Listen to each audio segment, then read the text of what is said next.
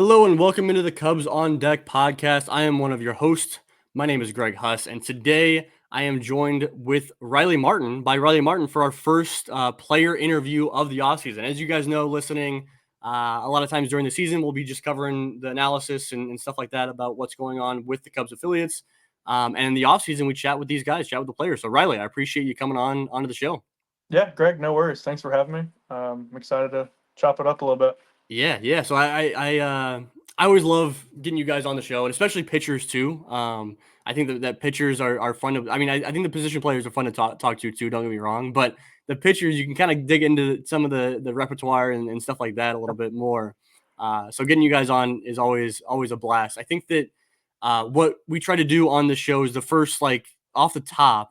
I got a few questions that are a little bit quicker, maybe not like rapid fire questions, but something a little bit quicker, maybe not so baseball related. We'll get into it throughout the episode, some more baseball related stuff. But I think that I wouldn't be doing my job, my all important job of podcast host, if I didn't lead off the show by asking you about your hair, because you you Yeah, you were known for having the long hair throughout your entire. I don't know how you yeah, were in college, but during your entire pro career, you had the long hair.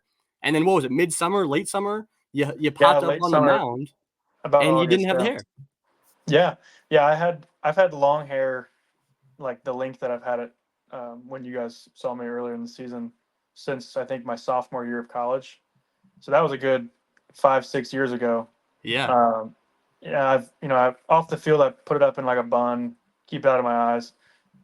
Obviously, wore it down on the field, but I just wanted to. I'm getting married this off season. It was just getting to Congrats. be too much. Thank you, thank you. It was just getting to be too much work, and just wanted to have a fresh look. And it's a lot shorter in the You back, still got but some length. You still got a little yeah, bit yeah, there. I got a little bit of length for sure. I think that's what I'm going to stick with. I think I like that. Um, just a little bit less maintenance, really. That's fair. I think it makes a whole lot of sense. You were so damn lefty out of the pen, dude. Yeah, Between the hair, the lefty, and the glasses. I mean, yeah. you were prototypical like lefty reliever. It was incredible. It's funny. When I first got drafted, I was like, man, I just look like a prototypical lefty. I actually even tried to wear my socks up for a couple games, just Yes. trying to like kind of play into that look. But I actually said when I got drafted, I was like, I'm gonna have long hair until my career's over. And something just I've been thinking about it a little bit this season, and my wife kind of pushed me. She didn't want me to. I think she wanted me to do it. She won't say that, but she kind of nudged me a little bit. And, I was like, all right, I guess I'll cut it.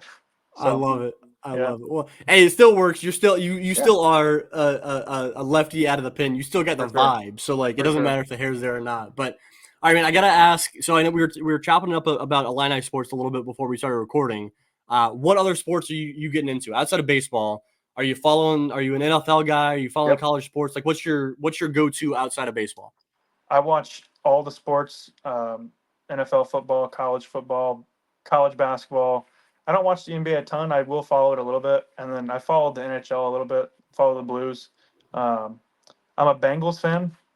Okay. Kind of random. I was a big Rams fan growing up, near St. Louis area, Yep. and then they left, and a lot of people in St. Louis just aren't really big fans of the Rams owner. That's So fair. That's fair. so Yeah. some of my buddies stick with the Rams, but I was kind of in my fandom free agency there, and that was right when Joe Burrow got drafted. And I loved watching him play in Yep. college, so I was like, all right, I guess I'll be a Bengals fan. Dude, I mean, I grew up not too far away, lived not too far away from where you're from, and I think that a lot of the Rams fans were like what do we do now? Yeah, Who yeah, do we follow them and we're still fans of the LA Rams? Like do yeah. we? I can't become a Bears fan now. Like it was No, that was a weird stretch of time for sure. for sure. And I was in between Bengals and the Bears, but Yeah, at the end of the day, I was like, I don't really want to be a Bears fan. that's totally fair. I That's have some totally fair. buddies who are big Bears fans, and they were trying to get me on the fandom, but I couldn't do it. I mean, you chose right with Burrow for a while there, so Yeah, that for makes sense. sure, But I for mean, sure. Yeah, they're so struggling this year, but that we'll yeah, see. they are. So all right, you were a starting pitcher in college. You're a relief pitcher in the pros. Yep. How are you with the stick? If you were given a full season worth of at bats, how many tanks would you hit? Oh man, I don't know if I did any. I hit in high school. Yeah. this is a slight flex. I had my high school batting average record. Okay. Yeah. Real small Illinois school, not much of a flex, but so I could swing it a little bit back then. But when I got to college, we talked about before this, I had some injuries leading up to my freshman year in college, and my head coach was like, "Hey, we're just gonna have you pitch. No reason for you to swing it." So I haven't swung a bat in probably 5 or 6 years. So It'd be rough. and It'd be rough up there. it'd be rough. And watching like the state of the game right now with Yeah. just guys with just unbelievable stuff and velo and nasty breakers, like I would have no chance. Yeah. I would have no chance. That'd be a rough time up there for sure. Yeah. Who is out of all your teammates, who's talking the most trash out there? Who's the biggest or best trash talker? Ooh, let me think. I mean, I go into I'll say for right now, me, I Yeah. go into like a different mode when I'm Yeah. out there on the mound. I mean, off the field, I'm a really nice guy. Like I think everyone would say that. On the field, it's the complete opposite. Um, my wife actually calls my alter ego Jack. She says when Okay. you're out there, like you just black out and you have no idea what's going on. Um, I think like maybe Caleb Knight. He doesn't really talk trash, but he's like a jokester and Yeah. he keeps the locker room light. He's one of my favorite teammates that I think I've ever had. Honestly, I've played with him in South Bend, Tennessee, and now Iowa, and he was just an awesome guy. How cool was it for Caleb to get that 40-man roster spot for what, a couple days or however that worked? I didn't even see that. Was that this Yeah. offseason? Well, so I saw somebody post. I saw somebody post that he got added to the 40-man because there was a like right after the season, like the season technically ended, that Yeah, he got added to the 40-man. I don't know how that worked. I'll have to I don't follow up either. on that. That's But awesome. Like I said, he's a great guy, and he's been with the Cubs for 7 years, and yeah, you know he really hasn't got in my opinion, a real chance to yeah, prove what he can do. And you know, he's one of my favorite catchers to throw to. And every time it seemed like every time he was in the lineup this year, he did something crazy. yeah, So he it's like did. Yeah. he's just such a good guy. Yeah. I got a few more like quick questions, but you Yeah, yeah, mentioned on the mound how you kind of get into a different yeah. mode. So I was talking with Bryce Wyndham, one of your old catchers. Oh yeah, yeah, And I go and he described you as just like super competitive on the, like he said that you fire him up when you're on the mound. What like No, I what love it. I what love it. mentally like you're not that way off the mound. So like No, where do you have to get to mentally? Like what changes between like as you're walking from the dugout out to the mound? Like what happens mentally for you to get to that space? yeah, that's a good question. I think I used to not be like that. Going into my 5th year in college, um, I'm not sure what I did, but the mindset just changed, and it was like, all right, I'm out there to strike everybody out. Yeah. And especially now here in pro ball, it's like I almost like tell myself like this guy's trying to take my money, so I'm gonna do everything I can to not let him do that. Yeah. It's I can't even explain it because, like I said, sometimes I just black out. Like I have a big strikeout and I just scream, and I don't really know what's going on. But it's just I've noticed that's kind of how I get to be like the best that I can be is when I'm like that. I mean, I had a couple outings where um, you know, wasn't really in that headspace and things sped up a little bit. I think when I'm real aggressive and just kind of a psycho out there, I think that's when I'm at my best. Yeah, I mean, I think how is that different starting versus relieving? Because I think that like Yeah. when I picture starting pitchers, I'm picturing like just different versions of like Kyle Hendricks, right? Where like Yeah. Kyle Hendricks Yeah. is like just even keel You can at kill it. all times versus like relief pitchers. I want you guys a little bit like psycho out there. Like that. That's what Yeah. that's what makes it make sense. So Yeah. like when you were a starter back in college, I mean, you mentioned like your senior year at QU, like you got that way a little bit, but like you were a starter back then. So like I was how'd a you do that? starter. Yeah. It was kind of exhausting, honestly, because I was Yeah, like, what I do now, just be really aggressive and, you know, like I said, kind of psycho out there. I was like that in college, my 5th year, and I would do it for 6, 7, 8 innings. And I don't know how I did that. I don't know how I kept with yeah, that. As a reliever, it's a lot easier. I think that's why I like relieving. mhm, I can just go out there and throw my best stuff and, just be as amped as possible for 1 to 2 innings. And I think that's when I'm at my best. But yeah, it was definitely something that I had to get used to, getting it out of the pen and whatnot. yeah. You had a fun. I mean, this is a fun year this year in Yeah, Iowa. yeah. What was your favorite moment whether it was personal or team or whatever from this past 2024 season? Yeah, I think personal maybe. Just getting the ball late in the game and going out there with 1-2 run lead or whatever, and just be able to go out there and compete, and you know that the team had faith in me and the coaches had trust in me. I just love to compete, and those situations I feel like bring out the best of me. Um, it was a fun year. We didn't win as much as we'd hoped, but we had some stretches that were really fun. Um, I think um, 4th of July we hit a walk off home run. That was pretty fun. I think the next day we also hit a walk off home run. So I think that'd probably be Yeah. like my favorite memory as the team. But I mean, it was just a fun year overall. We had a great group of guys. We had a ton of different guys in and out, but I think everyone meshed really well. And like I said, it was a fun group for sure. When I'm picturing the Iowa Cubs season, I pictured that what was the Strumpf home run, Yeah, walk off homer when you guys yeah. the Oat Milk or who are you guys, the Oat We were the Milkers? Oat Milkers. Yeah, yeah. Yeah. That is a memory I picture from this I Iowa think Cubs season for I sure. think that would be my favorite memory. I actually threw in that game. Yeah. Um, I threw the 8th and the ninth, and Palencia came in to get the last out of the ninth inning. Yep. We were all fired up, and then the very next pitch, Strumpy hits a walk off home run. That was awesome. What happened to those the Oat Milker uniforms? Did those get auctioned off? No, so it's interesting. Every team wears the same uniform. So Really? so Okay. they sent us the uniforms, and after we were done with them, our clubby Steve got him back and just sent him to the next team. So every team in That's the minor league wore the same uniforms. It's kind of weird, but so that's why it had like what it was a baseball player or it had something like instead of like the last yeah, name, I think it said baseball player, it right? said baseball player, yeah. And there Yeah. were some that said coach.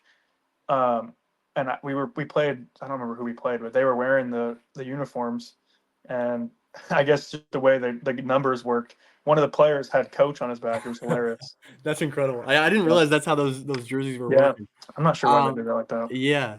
All right. Last, like, kind of quick hitter. If you could take one pitch from a teammate, if you could like, incorporate another player's pitch into your repertoire, what pitch would you use? Definitely a changeup. Okay. I mean, I probably got to go Wixie, Yeah. the nasty Fair. changeup, um, or maybe a splitter. I'm trying to think of who has a really good splitter. I know Porter has a pretty good splitter. Yeah. Um, well, actually, Palencia has a disgusting splitter. And he throws it Me. like 93, Yeah. and I played catch with him before, and it's just not fun. I mean, it comes out as a knuckleball essentially. So I think that I've never really been able to throw a good changeup or a splitter. So I think that's something that if I had to pick and choose someone's pitch, I think it'd be Palencia's splitter. Yeah, that'd be good. So I'm curious about. I mean, let's go ahead and get into Yeah. your like while we're on the topic of pitches. What's your repertoire look like? What's your pitch mix? Yep. And I guess we'll get into the logistics of kind of how you tinker with those pitches. But like, what did you end this 2024 campaign as your pitch mix?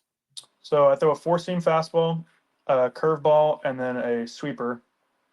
Late in the season, like the last week or two, I was tinkering with a gyro slider, just something a little bit shorter and a little bit harder than the sweeper. Yep. So that's kind of a focus this offseason, getting that gyro slider kind of locked in. That Um, but yeah, I mean that's the arsenal. I had a changeup going into the season, and the weird thing about my changeup is it has the shape that I want, and it has the pace that I want. It's just yeah I can't put it in the zone. So yeah. Locating it is yeah, the difficulty for that. and they were talking. I was talking to the coordinators, and they were like, "I mean, you're a reliever. We don't think you need a changeup.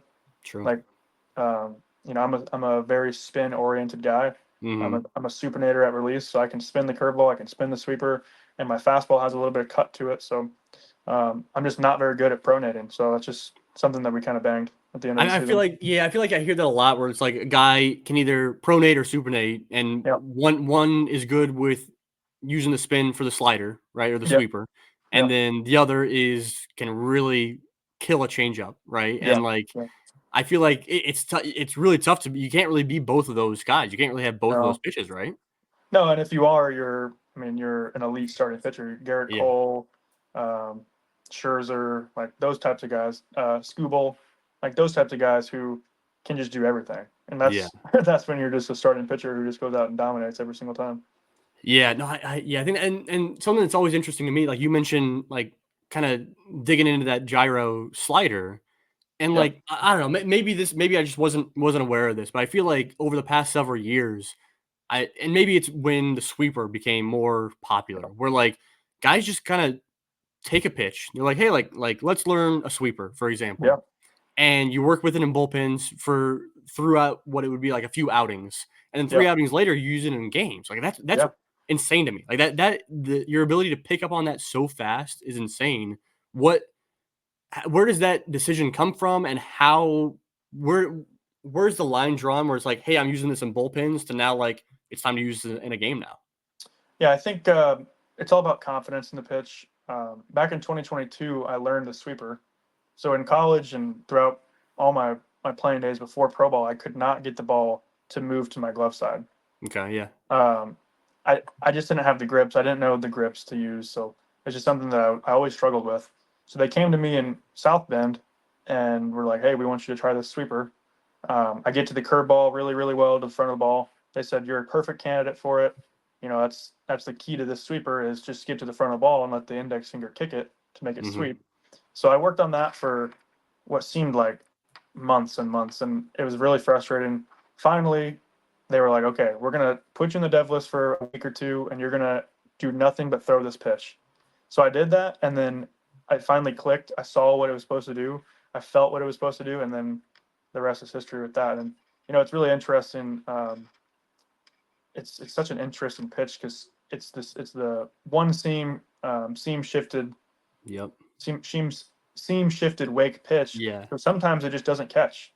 So it's hmm just like getting your hand to that perfect position every single time to make it sweep, um, which makes it good. But to your point, like um, it's I think it's easier in the lower levels to be like, okay, I'm working on this pitch. Let me take it in there.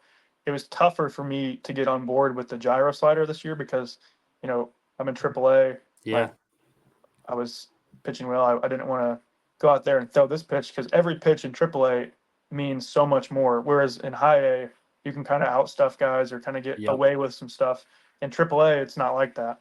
yeah. So it kind of took me a few weeks to kind of get on board with that. But once I started throwing it in bullpens and catch play and started seeing what it was supposed to do and feeling comfortable with it, then I took hmm it to the game. So Is that like is that a normal thing to go from adopting the sweeper and then the dry? Like, 'cause I was talking with Frankie yeah, Scalzo Jr. yeah, And he adopted that sweeper. I think probably around the same time as you back in yep, 2022 or so, yep, 2023 maybe. yep, And then I was talking to him this summer, and he was talking about how he incorporated that gyro. It was right yeah, after Hunter Biggie, because yeah, he was watching Hunter Biggie, and I mean Biggie's gyro yeah, is insane, and it's sweet. I yeah. mean, so is that a natural progression, or does it really matter in terms of like going to sweeper to gyro, or I gyro to think sweeper? I think back in 2022, the craze was the sweeper. Every Yeah, org was like, okay, if you can get to the front of the ball, you can throw a sweeper, yeah, and that's yeah. what they wanted. I think it's there's always a cycle in baseball. I think back in the day it was sinker slider. Now it's more carried four seams with big curveballs, big sweepers. I think I think hitters are starting to catch on to the sweeper a little bit. Yeah. It's such a big pitch. It's moving. I mean, my sweeper probably averaged like 18 inches of horizontal movement this year. That's Mhm. the entire width of the plate. Yeah, Like, it's yeah. not an easy pitch to put in the zone. So I think they wanted me to start throwing a gyro slider that's a little bit shorter, a little bit easier to put in the zone, and I think it plays in my arsenal better. So I'm a carry forcing guy, big curveball straight down, and then the sweeper is on the other side of the plot, whereas the gyro slider will be kind of in the middle of the Yeah. heater and the curveball. So I Yeah, that think, does make sense. yeah, I'm curious about your transition. We kind of hinted at it already, but like your transition from starter to reliever, because yeah, we talked about the mental side of everything, but a lot of times you'll see a guy who was a starter in college, either one of two things, right? Eventually getting converted to a reliever, takes typically one of two paths, right? Where a guy's a starter in college and then immediately he becomes a reliever in the pros. Or yeah, you go the route where he still maintains his starting in the pros until one off season, the conversion happens, and then they're a right, reliever. You were kind of different, where like you came in, and I think you threw mostly out of the pin, but you were like a bulk inning guy yeah, when you yeah, first came into pro ball. And so like that's not a normal. I mean, you're still going 2 innings, still now, but Yeah, like back then, you were like you were up there in terms of innings pitched in the organization, but you were like most of your games were out of the bullpen. It was kind of a yeah, crazy transition for you. You want to talk a little bit about that yeah. transition, both how that came to be and how you kind of adjusted in pro ball to that? Yeah, I think, I didn't really know what to expect when I got drafted. I didn't know if I was going to be a starter or reliever, and I was really kind of preparing myself to be a reliever. In college, I was a two-pitch guy. I was fastball, curveball.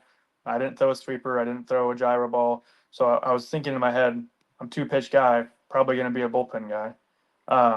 And then my first season in 2022, I get to Myrtle Beach, and they're like, "Hey, you're going to be a piggyback starter." I'm like, I don't even know what that is, but sure, I'll do it. So before the game, they were like, "Hey, you're slated for like 4+ innings tonight." I was like, "Oh well, I guess I guess I'm a starter then." Yeah. Like, cool. But I think most of 2022. Well, I say about half of 2022, I was in that piggyback role, and I enjoyed it because I knew exactly what day I was throwing. I Hmm. was on a schedule. I was throwing bullpens on the same day as the starters, so I was essentially a starter. Just in low and high A, you're going to Yeah. have innings limits for your starting pitchers. So I was essentially the guy that was like the sixth starter or whatever. Yeah. And then about halfway through the season, when I learned the sweeper, they sat me down and said, "Hey, we want you to be a reliever." Hmm. So I said, "Okay, cool, I'll do it." Yeah. And it took some time to kind of get used to not knowing exactly what day I was going to pitch. Um, but I think I found a good routine. Just talking to other relievers that have been doing it, I just found a good routine that really helped me kind of stay locked in every single day because it's just what you have to do as a reliever. You don't know when you're going to pitch, so you just got to be ready to go whenever you can. Yeah. No, I love that. I'm curious about your draft experience because one of my Yeah, favorite things when we get guys on the show is to talk about their draft day story, right? yeah, Whether it is the actual draft day where I've heard guys were out on the golf course and they got the call. I've heard that guys were expecting to get drafted by a different team. All of a sudden they get a call and they're drafted by the Cubs or like, yeah, but not only the draft day, but the whole kind of experience leading up to it. Because like you were in a unique situation where you were at Quincy University, which is a yeah. D2 school. You were a 5-year guy, right? During your That's time at right. Yeah, Quincy because you had yeah. COVID year. COVID year. Yeah. Um, what was your draft experience as a whole like for you? It was very interesting. Going into my fifth year, I was actually enrolled in pharmacy school.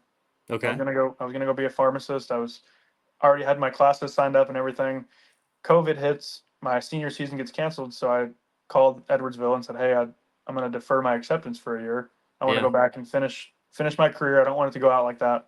So at that point, I was thinking, I'm probably not going to get drafted. Like, this is probably my last season of baseball. So leading Yeah. up to that fall, going into the winter and going into the spring, I was like, this is my last chance at it. I had some records that I was looking to break at Quincy, so I think that was kind of the goal, was like just get to those records, and then I can end my career on a high note. And then I just started throwing a lot harder, and I was striking everyone out. And I think probably 3 or 4 games into my fifth year season, I started getting calls from teams. I was like, "Oh, this might be getting real." I think by the end of it, I'd talked to probably over half of the teams. Yeah.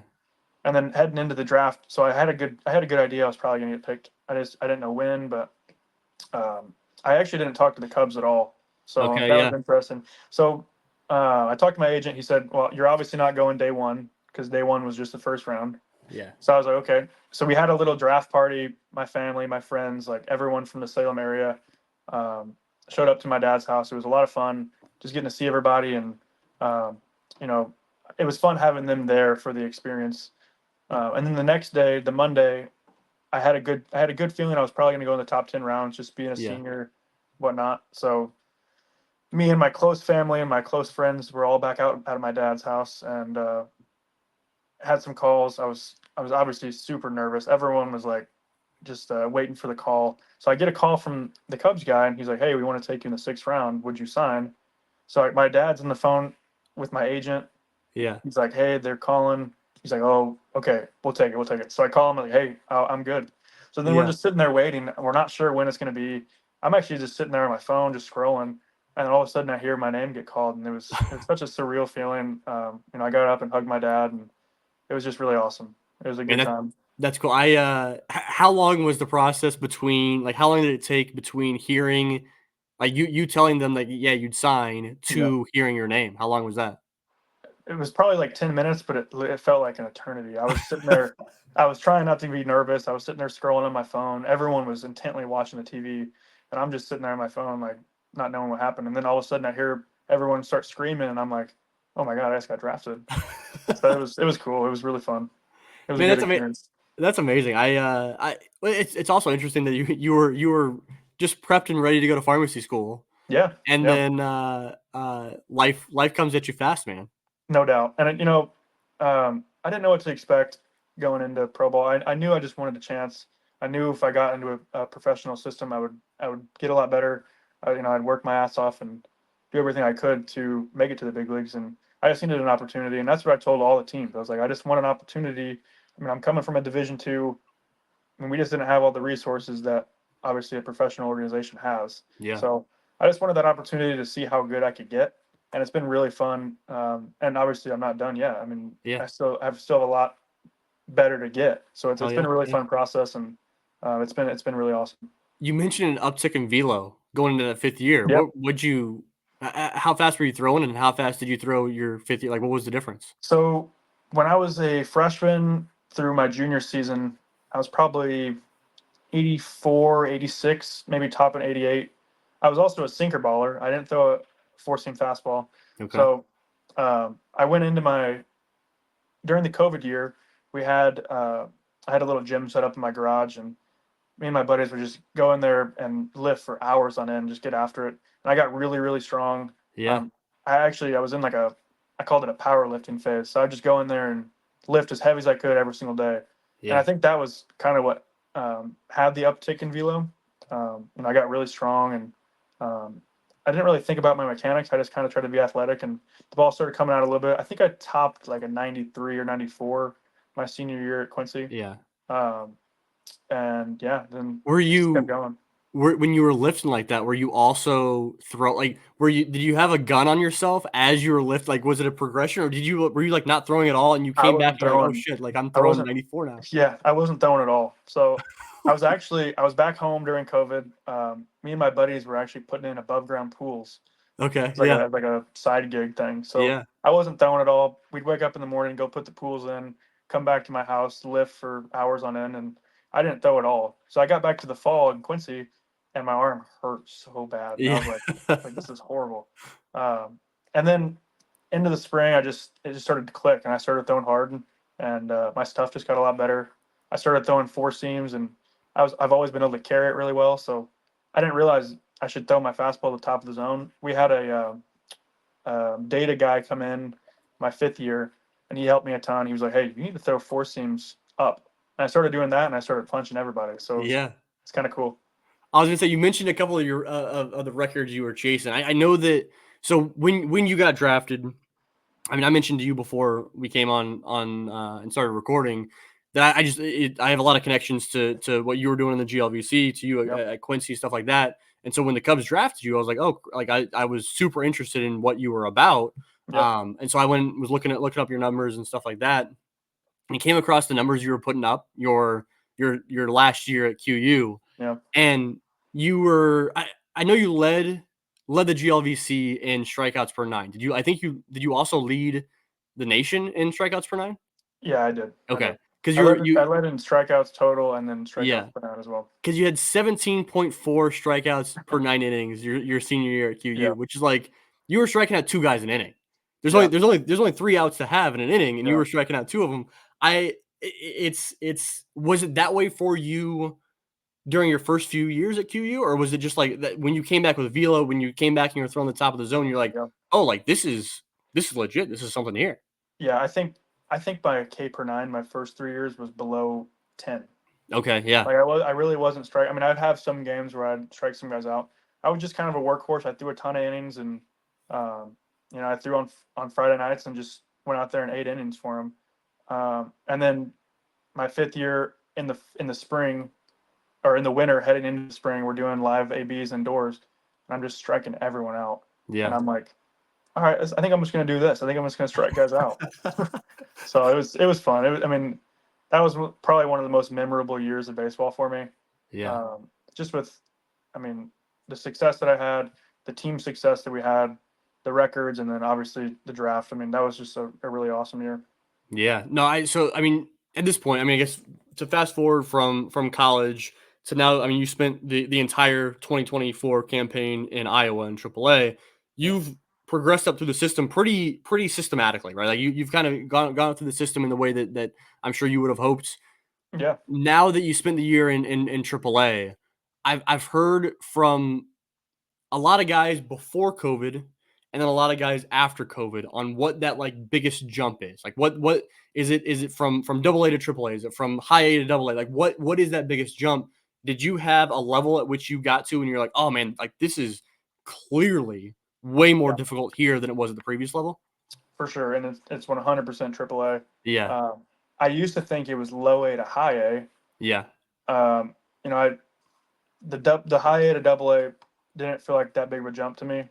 But the double A to triple A is, in my opinion, the biggest jump. I think it's because, everyone there either has big league time, is a big league veteran, or is on the brink of being a big leaguer. They all have an approach, and especially with the veteran guys, I mean, they'll go up there and they'll just sit on whatever pitch is your best pitch, and they'll just wait to get it. And if they don't get it, and you strike them out on a fastball, fine, they'll take that. But if they get the pitch they're looking for, they're going to hit it. I think that was the biggest difference. I think in Double A, you get some ugly swings on some pitches out of the zone, and Hmm. people just don't chase as much in Triple A. You can still, I mean, you can still outstuff guys there, but not as easily as you could in the lower levels. Yeah. Well, has there been a guy that you faced, whether it was in the lower levels or in AAA, where you're like, especially, I guess, especially in AAA, where you're facing some guys who've gotten some pretty significant big league time, Yeah. where you're like, hey, I grew up watching you, or I played you on MLB The Show. Has there been any guys you faced in AAA like that, or no, not There yet? definitely has. Yeah. None come to my mind right now, but I mean, it's Well, really cool. even teammates of your guys, Yeah, even of yours teammates. in Yeah, Iowa. I mean, there were quite a few guys in yeah, Iowa this year that you had a weird mix of players in Iowa this year between I mean, you had Ballesteros and Owen yeah, Casey who were 20 and yeah, 21 years old or whatever it is, and then yeah. you had I mean David Peralta spent a decent amount of time there, and he was what 37 years old. Now he's in the And he was in the he's in the playoffs for playoffs. the Yeah, Pods. So it's really cool. And then Lucas Letge, yeah, he was 30. I think he's 37. yeah, He was a great guy to talk to. Obviously, we're both left-handed. He's been in the big leagues a lot. hmm, He was an awesome guy to talk to, and he kind of took me under his wing a little bit, and um, kind of gave me some insight on like how to be professional, I guess, and yeah, how to kind of jump to that next level. He was awesome, but yeah, I mean, it's really cool just the group of guys that I've played with or played against. I mean, I was just texting my buddies. I was watching the Guardians Yankees game, and yeah. Jackinsey Noel just hit that game tying home run in the ninth, and I was like, I faced this guy like 10 times in AAA this year. Yeah, dude, I don't know if he got you. I don't know who it was. There Yeah, was I think it was in Columbus. You guys were in Columbus and he hit yeah, one yeah. to the moon. It was insane. Yeah, he's. I mean, he made the adjustment for sure. I remember Yeah. last season when we faced him, we were like, just spin this guy to death, and he's got no Yeah. shot. And now he's hitting the off speed stuff. He's a ridiculously good hitter, and And he's a obviously, big dude. obviously he's a presence in the box for sure. Just how big he Yeah. is. Yeah.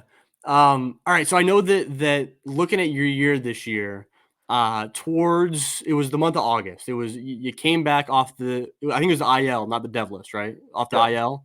yeah. I had a little On back August injury. Yeah, yeah. You came off the IL August 22nd, and I've got some numbers. I haven't really covered numbers as much up to this point, but I got a few questions kind of surrounding some of your numbers here because when you came back from August 22nd, from then on through the end of the year, which I think the season ended, I think September 22nd was actually Yep, the end of the year for AAA. You yep, threw in 13 and two-thirds innings. You had 25 strikeouts in those 13 and two-thirds innings, 6 walks. You had a 1.32 ERA. You were getting ground balls greater than 60% of the time, 60% ground ball rate. yep. Did something like fundamentally change in like towards the end of the year, or was that just like you were riding some sort of hot streak? I think when I was on the IL, I talked to our mental skills guy a little bit, I think he gave me some good insight on. I feel like some outings this year I would get sped up, and um, I could strike the first three guys out and then just walk three guys in a row out of nowhere. And I Yeah. think that was just a loss of mental focus for me. Um, and then I feel like sometimes I would just let it spiral. So I talked to him a little bit, and we came up with some good strategies to kind of avoid that. I think that helped. And then, just being in the zone more. I mean, they talked to me all year. They're like, "Hey, your stuff is really, really good," and they showed me the numbers. When you're in the zone, you don't get hit. Like you just beat yourself by walking guys. So I think just kind of having the confidence in that. I started throwing more fastballs, especially to lefties. I think I'm on the far left side of the rubber. I'm throwing mid 90s with a good cut ride heater. Yeah. That's definitely a weapon that I can use to lefties. And I think early in the season I was throwing too many sweepers to them, um, and just kind of getting behind in the count, not getting swings on it. So I think just kind of staying on top of those lefties and attacking them with the heater was a big change. And just being confident. I have a lot of confidence in myself, and when I'm in that mode, I feel like I could get anybody out. So Yeah. just keeping that confidence. So I know that the big thing when you're like watching, like when you watch like the draft, like the MLB draft show, there's Yeah, guys on that draft show on MLB Network that are always like throwing out comps for players, right? Like, yeah, oh, this guy reminds me of this guy, and I know that like a lot of times as like fans, I'll say like it's that is a really tough thing to do for fans because then they have expectations of like this right. guy is this guy, and that's weird and not how it should be, right? Yeah, yeah, But I also know that like when you're in the lab, whether it's physically or mentally, when you're cooking up pitches, right? You're looking at other pitchers that have the same pitch profile, the same movement, the same spin, the same stuff like that. yeah. Are there guys that you look at, whether it's for your fastball, for your curveball, for your sweeper, or for just your entire repertoire in general, that you're kind of comparing what you're doing to them as like big leaguers? Yeah, I don't think anyone specifically, like in terms of like me as a lefty, oh, I Yeah. want to be like this lefty.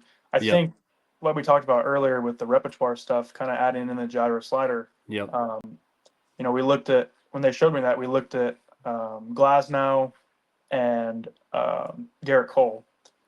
Sounds about right. I'm obviously not saying that I'm either of those two No, guys, yeah, but yeah, yeah. they have the up heater, the carry heater with the downer Yep, curveball, and they throw a little gyro cutter slider in there, and it's like a perfect straight up and down repertoire. So they yeah, showed me that, and I started to look into that, and I was like, I could easily, I can do this. yeah, I yeah, think Blake Snell. I know last off season I was looking at Snell, um, with like just his repertoire is the same thing. The carry heater with the big curveball and the mhm, little gyro slider in the middle, just to kind of keep the hitters honest on it. So I think that's kind of cool. Just kind of looking through our database and looking at those pitchers and kind of seeing how my repertoire like stacks up to theirs. It's pretty cool. yeah. I know you were mentioning the changeup earlier and how you kinda scrapped that towards the end of this year.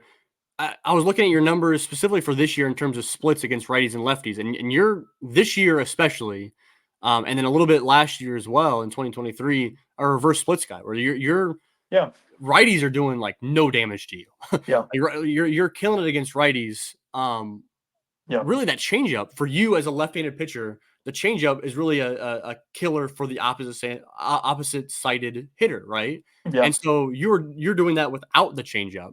yeah, What makes you so good, I guess, against righties, and what are you trying to incorporate to be better? Is that gyro to be better against lefties as well? Like what? How yeah. does that balance? How does that work? So I think the gyro is going to be more of a weapon to lefties. Yeah, I think why I'm able to get the righties out so well and strike them out at a high rate is because of the curveball. Like yeah, my yeah, curveball is my best pitch. It's always been my best pitch, and we tweaked it a little bit when I got drafted by the Cubs to make it even better. And that's just like my bread and butter. Like if I'm in a situation where I need to throw a strike or I want to strike a guy out, I'm throwing the curveball. That's hmm, what I have the most confidence in. And I've always been like that. I mean, there were games in college where I would throw 70% curveball. yeah, I would just go up there and throw my curveball. That's what I've always had confidence in. I think also just my natural fastball location is up and away to righties. yeah, So just the way my fastball, the metrics on it, how it has a little bit of the cut to it and the hmm, carry. Like if I can hit that up and away corner, that's a really good pitch to righties, and that's kind of where my natural if I were to miss, that's where I'm going to miss is up and away. So I think that's Yeah. kind of plays a role. I'm to the righties. I'm trying to throw that up and away heater and then throw the curveball tunneled right off of that. So I think that's what makes me so good against righties. But um, I want to do the same thing against lefties too. Obviously, I Yeah. mean, when I get to the big leagues, like I'm going to definitely be called on to get lefties out, and that's Hmm. kind of what we talked about this year. It was like we need to focus on finding whatever it is that you can do to get the lefties out at the same rate that you get the righties out.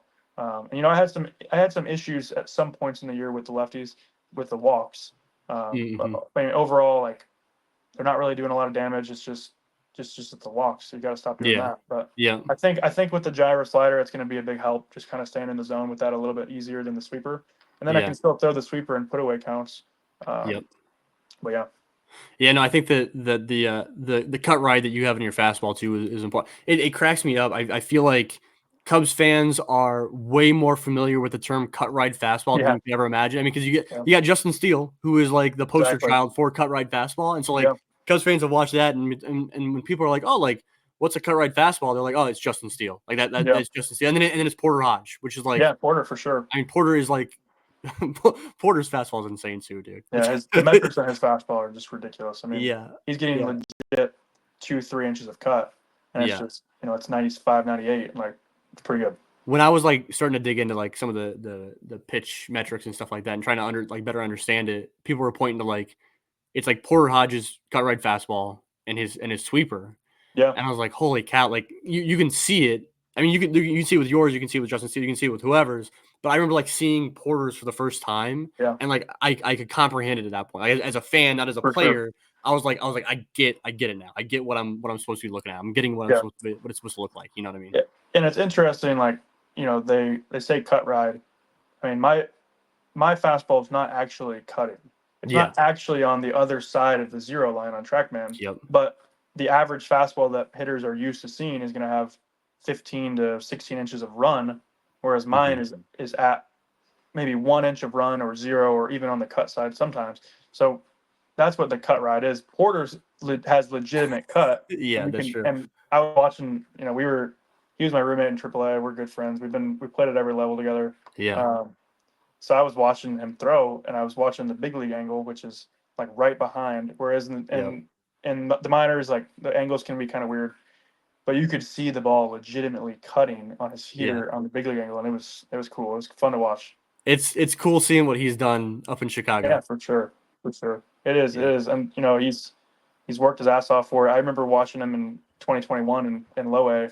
He was throwing like 88 up to like 92, 93, like kind of sloppy. He's Yeah.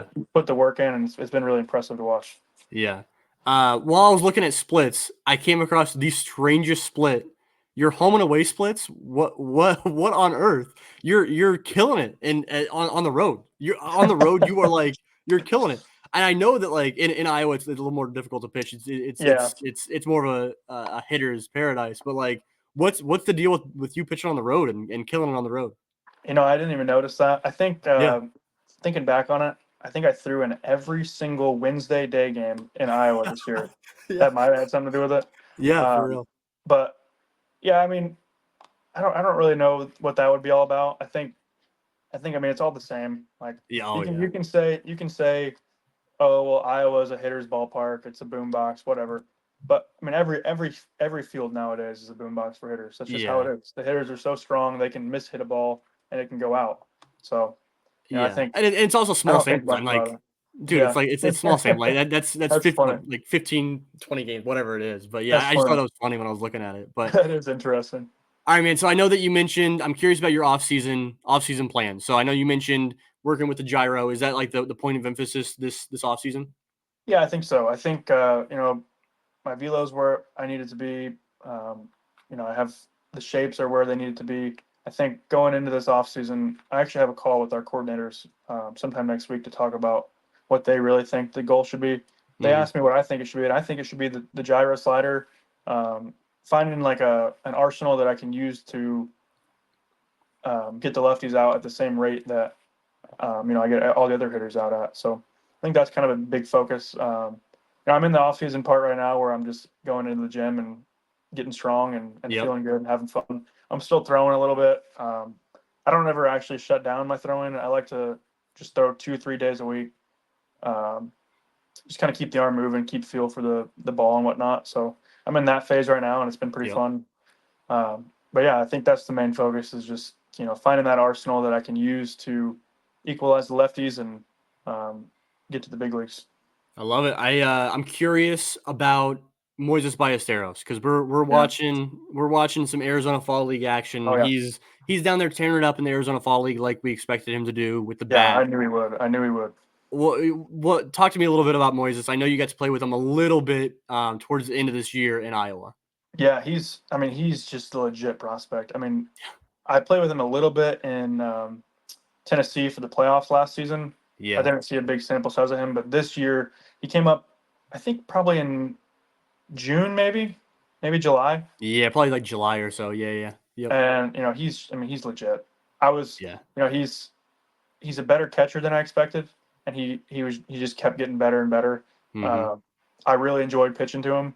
I think we were always on the same page, and he was up to learn as well. Like after the inning or after the outing, he was always coming in and talking, watching video, and just kind of figuring out what I was thinking in that situation, what he was thinking, kind of getting on the same page. I think that's a big it's a big key for especially young catchers.